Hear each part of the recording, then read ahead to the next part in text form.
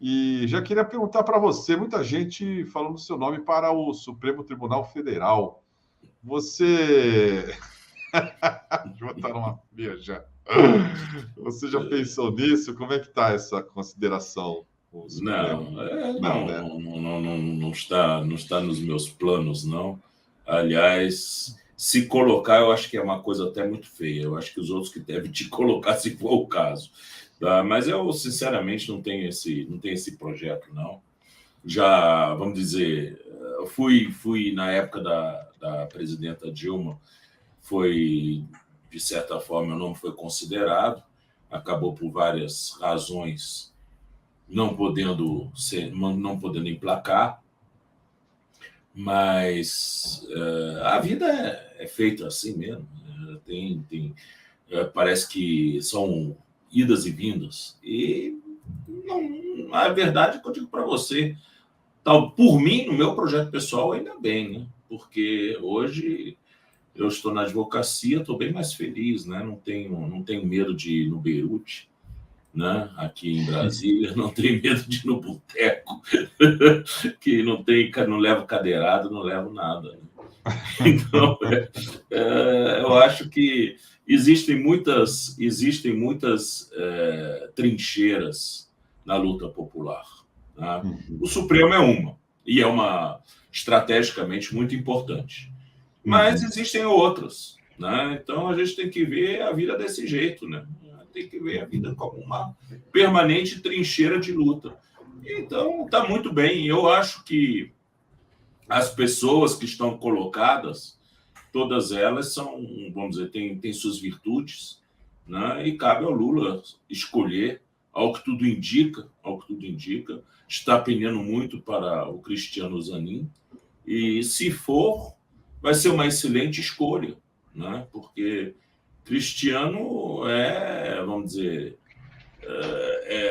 era 90. Você sabe que ele tem lado, ele sabe o que, vamos dizer, uma pessoa que batalhou pela saída do Lula daqueles 580 dias de cativeiro e o fez com uma maestria enorme, né? Sempre muito discreto, sempre muito gentleman, tratando todo mundo muito bem. Eu não tenho uma coisa, não ouço uma coisa negativa, eu não vejo uma coisa negativa no Zanin. O que tem é a Folha de São Paulo, né, criando caso aí, inventando moda, e, claro, as plantações de concorrentes. Né? As pessoas que concorrem, se colocam, gostam de ficar plantando notinha contra um, contra outro. Isso a gente está acostumado, fizeram isso comigo durante a campanha também, na época, aí, na campanha agora de 2022. E a gente está acostumado a isso, não se nem responde, nem deixa isso para lá. Mas você nota que existe um ímpeto de desgastá-lo, né? Uma campanha de desgastá-lo. E é profundamente injusta. Né? Sem prejuízo dos outros candidatos, também terem seus méritos. Mas o que estão fazendo com o Zanin, eu acho extremamente injusto. Agora, deixa eu dar uns argumentos aqui contra o Zanin que estão circulando para você comentar, por favor. O Merval Pereira disse que a relação pessoal do Lula com o Zanin pode ser contestada no Senado. Zanin atuou nos processos em que Lula foi réu no contexto da Operação Lava Jato e foi definido pelo presidente como amigo, o que fere o princípio da impessoalidade no serviço público.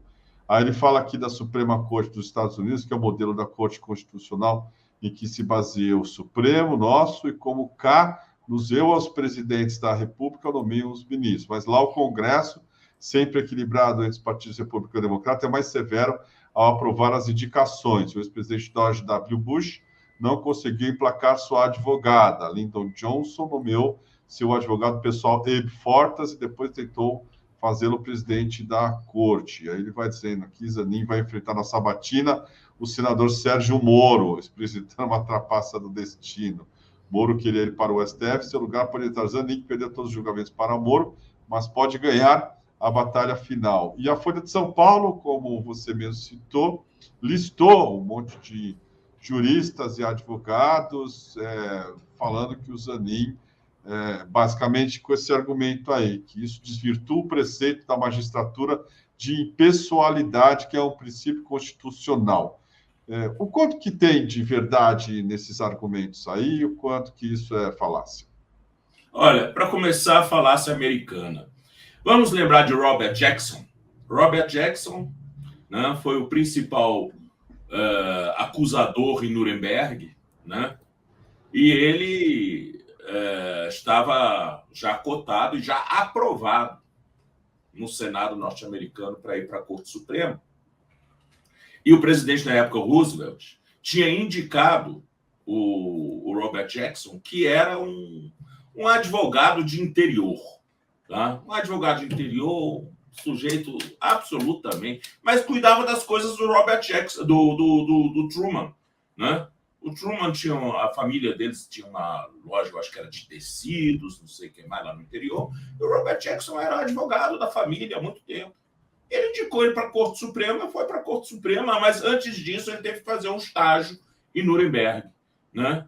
Para realmente resolver um problema do seu amigo, que era o Truman. Disse: olha, eu só confio em você para esse papel de acusador em Nuremberg, então eu quero que você vá para lá, depois você toma posse na Suprema Corte. Pronto. Agora, vai dizer o quê? Que Estados Unidos, não, assim, é a mesma coisa, gente. É a mesma coisa.